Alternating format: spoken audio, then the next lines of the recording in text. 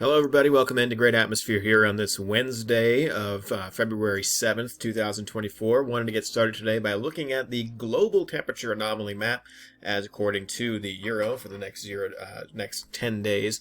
And there's quite a few things here to kind of dissect, and why I'm kind of going over an entire global pattern like this is because global patterns ultimately have consequences here eventually here in the southeast U.S.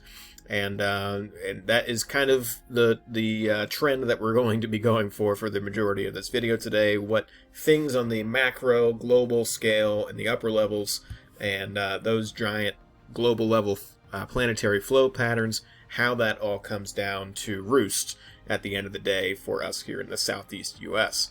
So I want to point out a few different things to you. First of all, let's take a look at, so this is generally speaking where the equator is.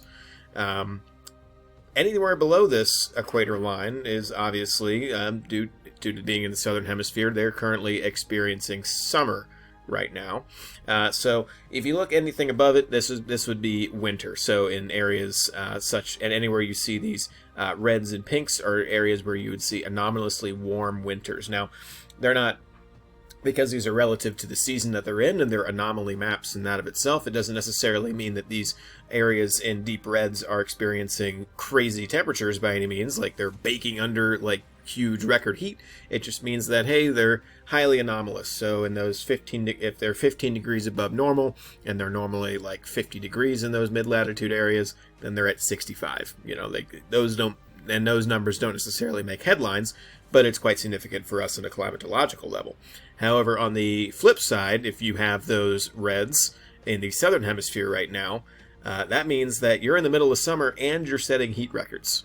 So this is a primary issue for areas in Western Australia, central southern Africa, and actually predominantly the Andes Mountains region of South America, particularly in Chile.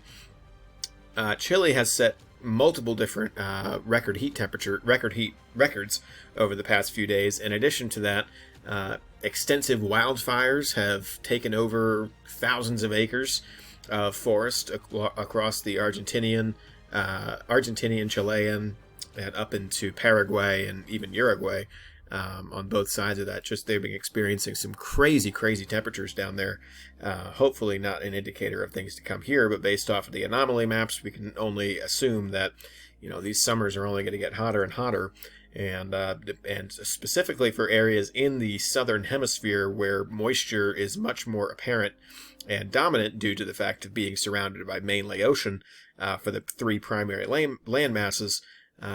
Anytime you combine a lot of heat and moisture at the same time, you get accelerated wet bulb globe temperatures, which essentially makes it so the air is like too thick to breathe almost. There's so much humidity.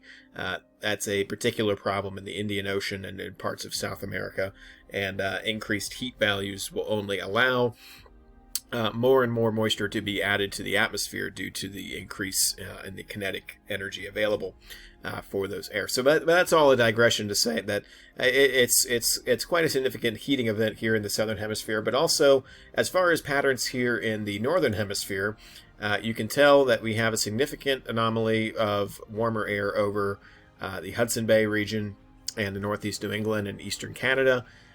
But we also have, and this is a change, we used to have anomalously cold temperatures over Alaska and Greenland, and that was kind of our blocking pattern that ultimately, for the latter part of January and for this first part of February, has been the main culprit of trapping warm air in the northern hemisphere.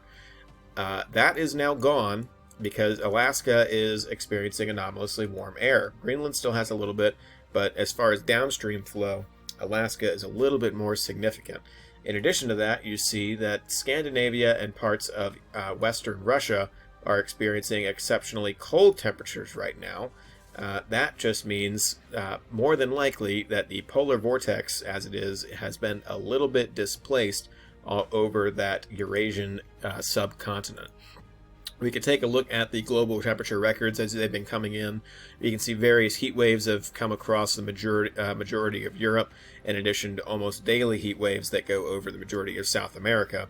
And in addition, you can see at the very beginning of this, when we had our heat wave here in the North American continent earlier on this week.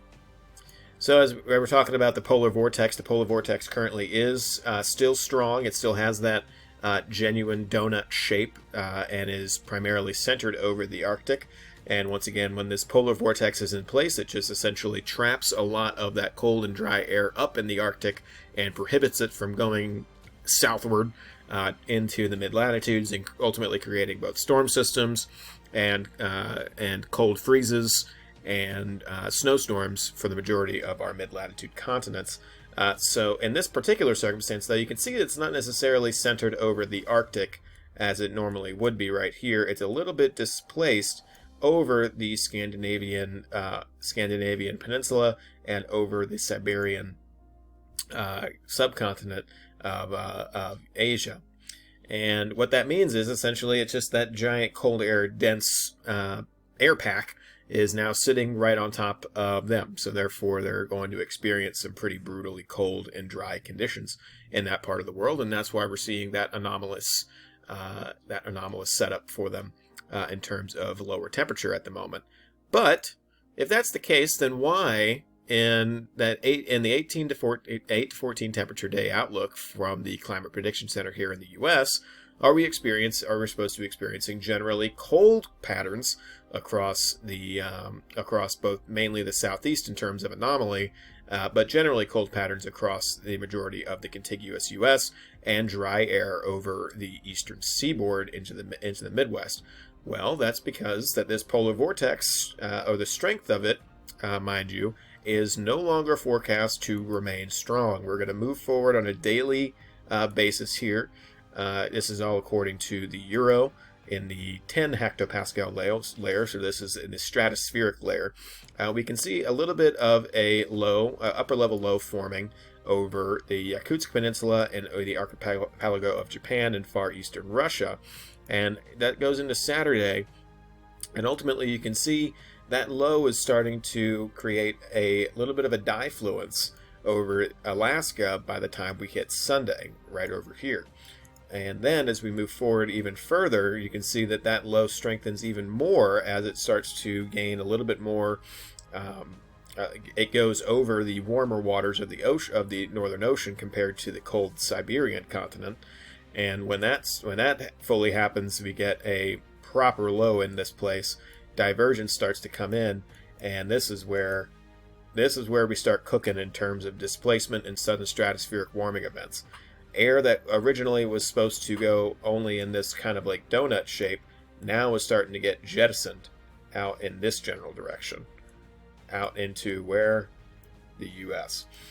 So that and the cold air that it's aloft in these areas is essentially cold air sinks, and as it goes further south and interacts with that warmer, more moist air mass that it encounters over the North American subcontinent, is where we start to get significant changes in our weather patterns. And you can see that pattern only continues, and the polar vortex, according to the Euro, becomes essentially completely dislodged and misplaced by the time that we get into next weekend. This is ultimately the pattern that we've been talking about here for a couple of weeks now. That is ultimately, we were looking at the Euro ensembles that said that we expected more upper level ridging and the 250 millibar level in Alaska and Greenland to displace that cold air that was in place there. And by doing that, by getting that high level ridging up in the far northern Arctic region, that displaces the cold air that would otherwise be in place there. And this is the end result of the forecast. And this is going to be our main driver for most of our weather systems as we close out the remainder of February.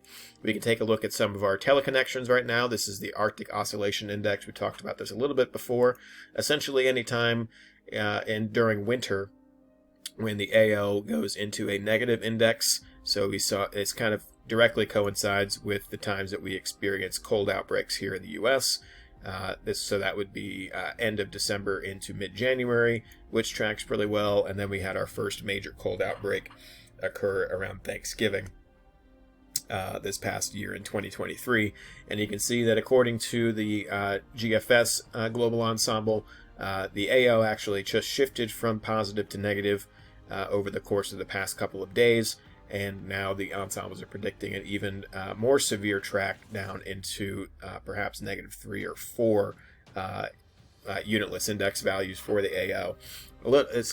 Generally speaking, there's not a lot of confidence besides another dip that'll come in the next week.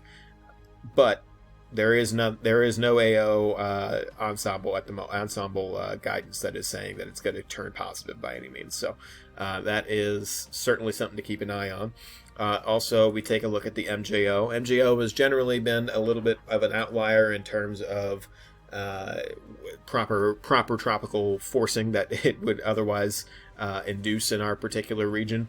And you can tell by the GFS ensemble, generally speaking, does not have a lot of correlation.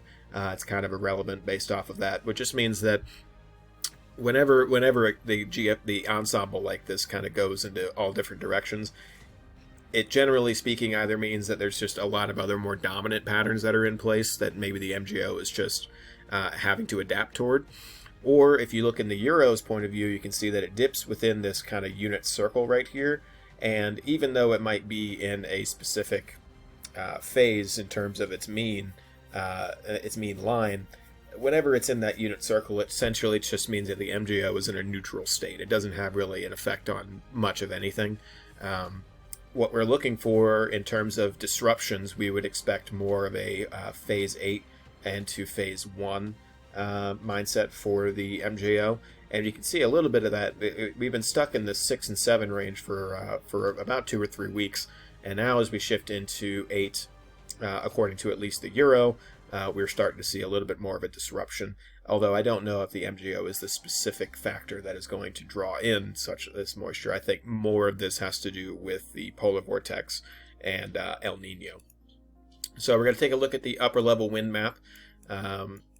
So this is at the 250 millibar layer, just going all the way down the atmosphere here. So we see the remnants of this atmospheric river event that we experienced, or we are currently still experiencing technically, over Southern California and now the southwestern tier of the U.S. into the Four Corners regions. We'll move forward in time, and we go into Wednesday, and we start to see a little bit of diffluence come out of this over the Central Plains. This is ultimately going to be the main driver for the next storm system. Might actually get some moisture up in there to get some snow on the back end of this, hopefully to reinforce some more snowpack in those regions. Areas of diffluence is where we would expect to see that, and a surface low would certainly follow this. But also another thing to keep in mind here is we have a jet retraction in place. So we saw earlier in the week the crux of the jet stream was about right here. That would be considered a jet extension. That provides the atmospheric river event that we saw earlier, and also provides a great deal of energy that will downstream flow into our neck of the woods coming into next week. And remember, when we're forecasting these jet extensions from the North Pacific Jet, generally speaking, on the eastern seaboard of the U.S., we would expect to see the ramifications of a jet extension or a retraction to take place a week-ish, probably about 10 days after it fully impacts the West Coast.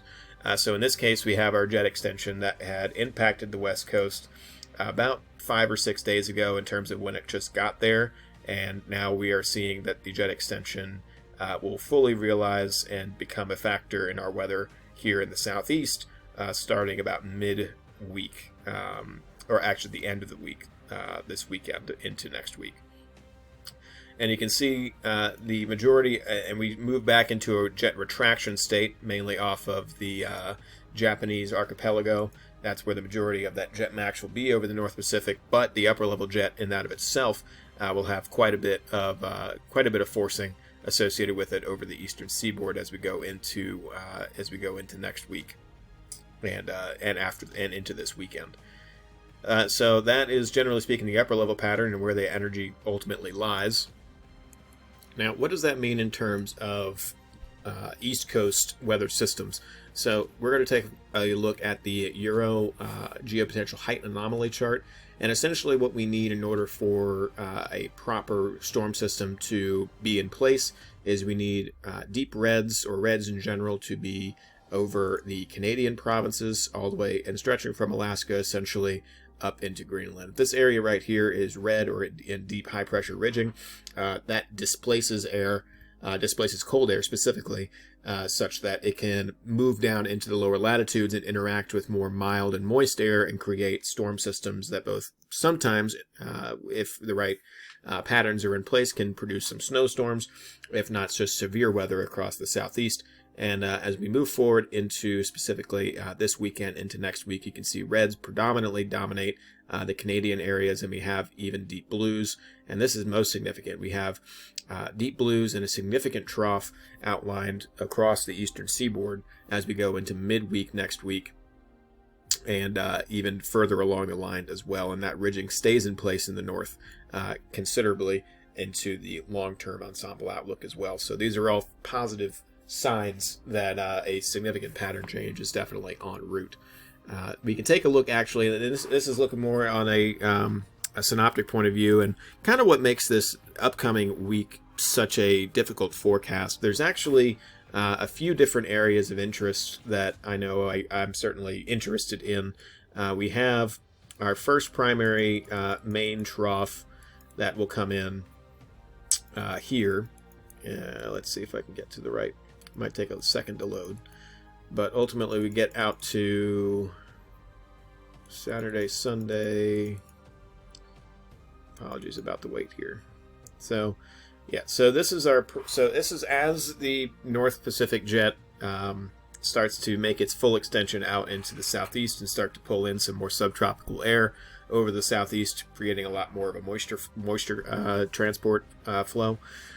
We start to get our first main low start to form out of the Four Corners into central Texas right here. But there's also a few other areas of interest. We also have a short wave that forms in the Pacific Northwest. We have another short wave that's forming up in the Pacific. And they're all right in succession with one another at different latitudes. And the significance of that means that there's going to be quite a bit of model disagreement in terms of where, not only where this first one goes here in the southeast, but also how the subsequent short waves that behind it influence flow going into the weeks, going into the days following this initial first storm, because this is the beginning of a pattern shift in that of itself, right? So we're going to be seeing effects of this impact our weather here for multiple days prior to just that first front coming through. So we can see as we move forward into next week, we get a significant, it starts out as a positively tilted trough that dips down like this, should create a pretty significant rain event across the Mississippi and Tennessee River valleys into Ohio and the Midwest, with some probably reaching into the Carolinas and Georgia as well. But if we move forward a little bit further, you can see that tightens up quite significantly as we, okay, yeah. So it goes fully neutrally tilted, straight meridional according to the Euro here. Now this is just one deterministic run, and I actually looked at the previous runs before this, and they were saying a completely different story than they are now. If that's a quite significant system, particularly for the Northeast, and if those isobars are quite as tightly packed together as you see in that particular scenario, could indicate a severe threat as well going into the middle portions of next week, and a big snowmaker on the back end. That's what a lot of people are talking about. I know earlier yesterday there were some runs that were saying that it's going to be a giant blizzard in the Northeast. Mainly I attribute that to people that live in New York that just are desperate to see some kind of snow still. They are as of yet still, even with the snowstorms we had earlier that impacted like DC and whatnot, New York has been kind of left out in the cold without any snow. So a lot of people are just kind of like wish casting that, I suppose. But this is definitely one that has potential. But the fact that it goes right off of the coast here and kind of hugs it, instead of taking a little bit more of a southerly track, that's just one little thing of this one perturbation that's going to be incredibly difficult to forecast, and it could be the difference between having a lot of rain and some storms in the southeast and some snow perhaps in the upstate of New York, or this becomes a much more bigger nor'easter event, which is, I would say, probably the majority of people actually are missing at this moment. And then we move forward into later in the week, and we get the result of more of those perturbations as they move forward. We got a Midwestern storm system coming through into the latter portions of the week, and it's generally a little bit too far out to make it any decisions based off of that. But you can see the flow is still, generally speaking, coming out of the Canadian prairie, which we can anticipate to be rather cold air. We can take a look at what the Euro and GFS are looking at in terms of their own predictions. You can see that rain event as that positively tilted trough comes in, opens, and high pressure, by the way, has famously still, or infamously I should say, it's still sitting off of the Carolina coast and kind of opening up the Gulf moisture. So anytime that a low pressure system starts to form out of the Panhandle region, it essentially just works to amplify that, and that is and this is a mixture of both Gulf of Mexico warm air and warm moist air, in addition to the overriding Pacific jet, or subtropical jet in general, that's been pretty much in place the whole time for the majority of winter, that is working to amplify this event going into this weekend. Euro is not as bullish on rain totals as the GFS is. I would probably be more on the Euro side, as it's been a little bit more consistent. But as we move into Sunday, Monday, generally speaking, we're seeing more of a rain shield event. GFS is wrapping this up a little bit more, creating more of a severe complex over the Carolinas. And then you can see into Tuesday of next week is where we get the controversy of where the snow is going to end up. So if, depending on where that low decides to start forming and the timing of which that it comes, and where that high pressure sits off of the southeast coast, and how strong the gradient is behind this, and up to the north, that's ultimately, all these different things kind of go into it to be able to distinguish what kind of weather we're going to be seeing about this time next week. So it's definitely something to keep an eye on. This is just generally what the models are predicting as of right now. And you can also always look at what the National Weather Service has in terms of their thinking. They're a little bit less bullish on a snow system at the moment. You can see that they still have the main trough setup starting to form, going into tomorrow. And then as we move forward in time, we can see that generalized cold front or the trough extension starts to make its way down further south. And then the upwind propagation of the moisture conversion starts to come across the front. You got a lot of cold, dry air, cold, drier air coming in behind and meeting more of that warm, moist layer. And that gradient is ultimately going to be the spark that creates the precipitation in that particular region. We get some pretty sharp thickness gradients as well,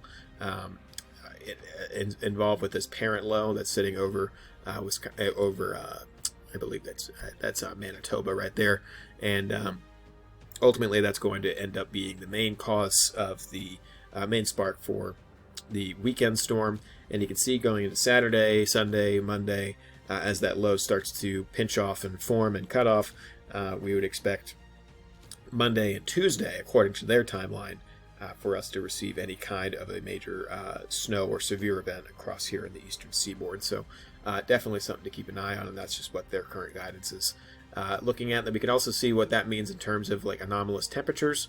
So you can see as that low starts to form and starts to bring in cold air on the back end, you can see that starts to jettison in. And then going into Monday of next week, we get some mild weather associated with being in the warm sector. So if you want to look at that synoptically, you'll have the low pressure center start to form here. You have your cold front that'll be right here, and then your warm front is like this. And then that warm, and of course rotation goes in a counterclockwise fashion for low pressure. So we would expect colder air to come into the back end, and this advects in warm, moist air on the front end in that warm sector. And then we move forward in time. You can see that cold air starts to dominate, and then it really starts to reestablish the pattern there after that. So another thing I wanted to take a look at. So we got a potential. We definitely have a pattern change on the way. Definitely cold air on the way, and ultimately what that means in terms of weather here in the southeast will ultimately be dictated by those 3 shortwave troughs that we observed at the 500 millibar relative vorticity level in a previous slide. But another thing I wanted to take a look at before we close out today is what El Nino is doing and what that means here in the southeast in terms of tropical weather. Now, tropical weather is not something I've really had to discuss on the channel yet, as this channel just started earlier this year in January. So it will definitely be a main talking point here, essentially from this point on, and especially so because we're looking at what the Nino 3.4 zone is currently saying in terms of the Euro. It's generally predicting the Euro is that El Nino will come to a close here as we get into the spring months, and we'll move into more of an ENSO neutral state, and then it becomes much more of a possible La Nina as we move forward into the summer, fall, and winter next year. Now, what does that necessarily mean? I'll tell you. And one of the things that is of concern is actually we'll explain what La Nina and El Nino typically do. So when El Nino is in place, we typically have warmer and wetter conditions here in the eastern Pacific, and we have more hurricanes available because the main flow, the subtropical flow, will essentially kind of go like this, right?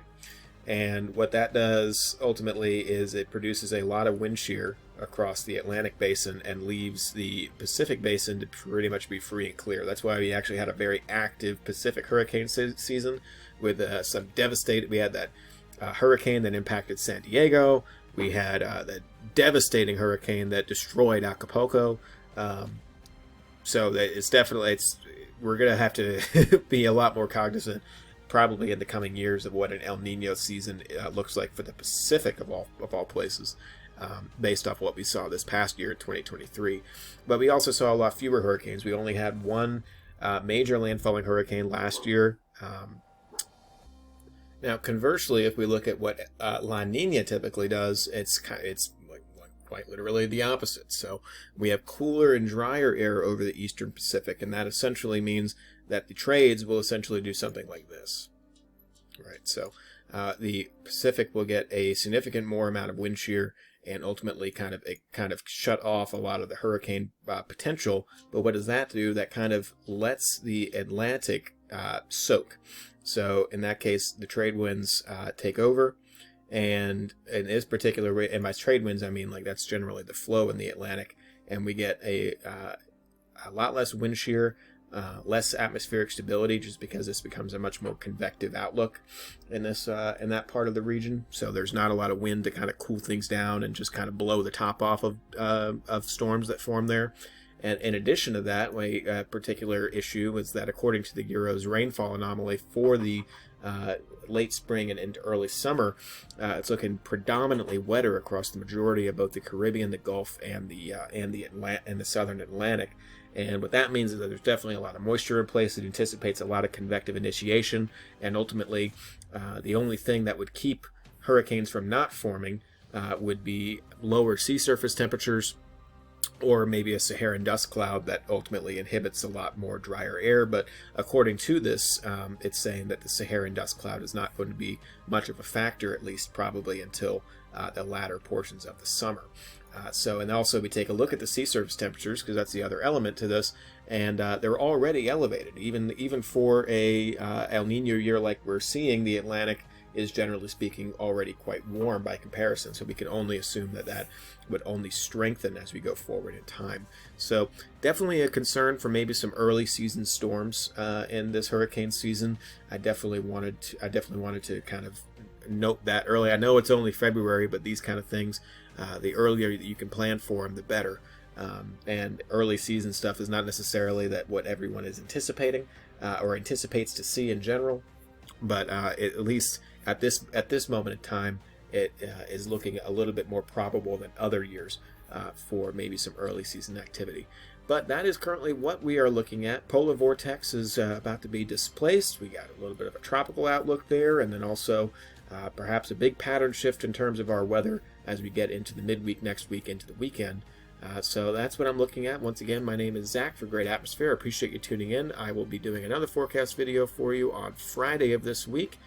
Predominantly, and I appreciate your subscription to the channel, specifically if you live in the southeastern U.S., for which these forecasting videos are predominantly focused towards. And I will see everyone on Friday.